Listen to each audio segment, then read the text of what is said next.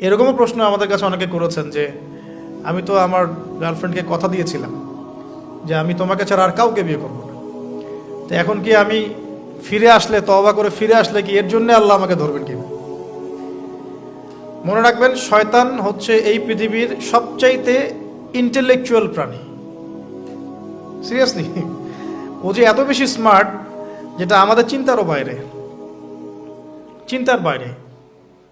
যখন শয়তান সরাসরি মানুষকে পথভ্রষ্ট করতে ব্যর্থ হয়, তখন কিছু নেক সুরত ধারণ করে। দিনী ভাই দিনী বোন, এটা নেক সুরত, ঠিক আছে। তারপরে দাড়ি টুপিওয়ালা মানুষের মধ্যে এটা ঢুকিয়ে দেওয়া যে আমি তো অনেক আবেদ মানুষ, পরহেজগার, ওরা তো ককরোচ। দেখবেন বেশি না, 1 মাস যদি কেউ নামাজ পড়ে, 1 মাসে 10টা বই পড়াশোনা করে, ইসলাম সম্পর্কে একটু ঘাটাঘাটি করা শুরু করে, অন্যদের সাথে কথা বলার ক্ষেত্রে তার যে বডি ল্যাঙ্গুয়েজ, এটা খেয়াল করবেন। তো শয়তান কিন্তু অনেক স্মার্ট, এভাবে শয়তান অনেকভাবে মানুষকে প্রতারিত করতে পারে। সো শয়তানের নেক্সট শুরুতে ধোকায় পা দিবেন না। আল্লাহ পাক আমাদের সবাইকে হেফাজত করুন, আমিন।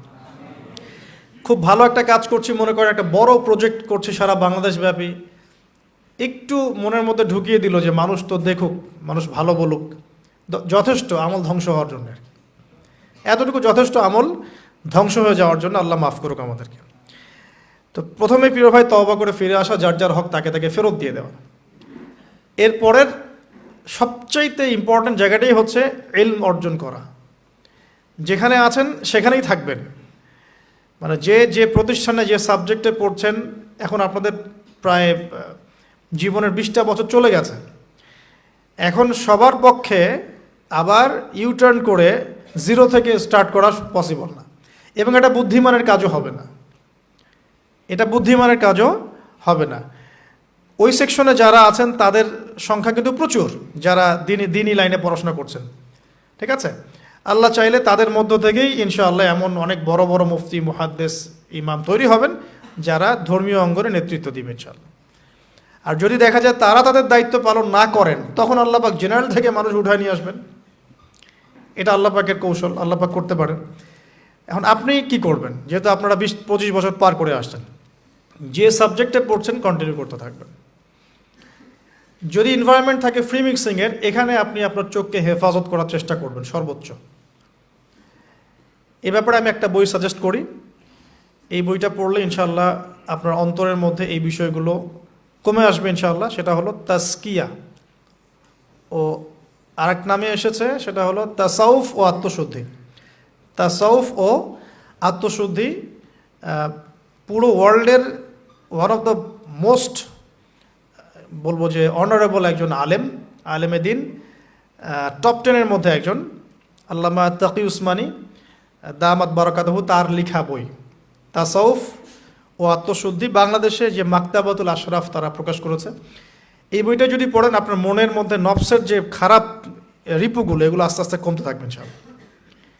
এবং এই বইটা আমি বলি যে বারবার পড়া উচিত। হ্যাঁ, তো আল্লাহ তৌফিক দান করুন। এখন পুরোপুরি ট্র্যাক চেঞ্জ করতে যাবেন না, আপনি আপনার ট্র্যাকেই থাকবেন।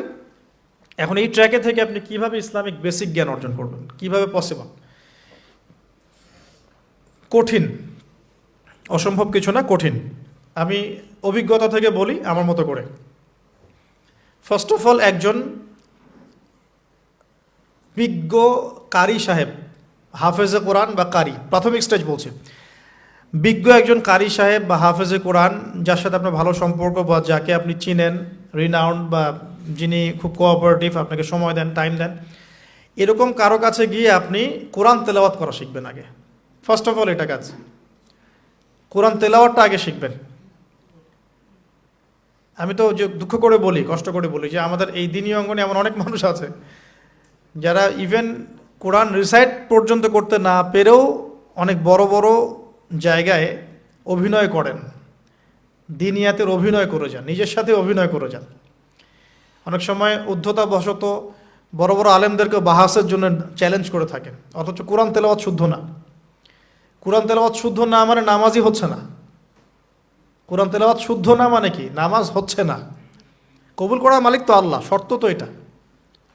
কবুল করার মালিক তো আল্লাহ। আল্লাহ পাক চাইলে কেউ এক ওয়াক্ত নামাজ না পড়লেও তওবা করে ফিরে আসছে মৌতের আগে, হয়তো আমরা জানি না, আল্লাহ মাফ করে দিয়েছেন, হতে পারে না? কিন্তু এটা তো শর্ত, কোরআন তেলাওয়াত তাজবিরের সাথে শিখতে হবে। তো এখানে যদি একজন আলেম থাকেন, একজন কারি থাকেন, হাফেজ থাকেন, তার কাছে আপনারা ব্যাচ করে পড়লেন, অথবা সে যদি কোনো ইনস্টিটিউট খুলে সেখানে আপনারা একটু সময় দিলেন, বা যারা পড়তে জানেন আবার মস্ক করে নিলেন, ফজরের পর 1 ঘন্টা, সপ্তাহে 3 দিন, 3 মাস এনাফ। ফজরের পর 1 ঘন্টা, সপ্তাহে 3 দিন, আপনার 2 থেকে 3 মাস যথেষ্ট। কোরআন তেলাওয়াত আপনি শিখে ফেলবেন ইনশাআল্লাহ।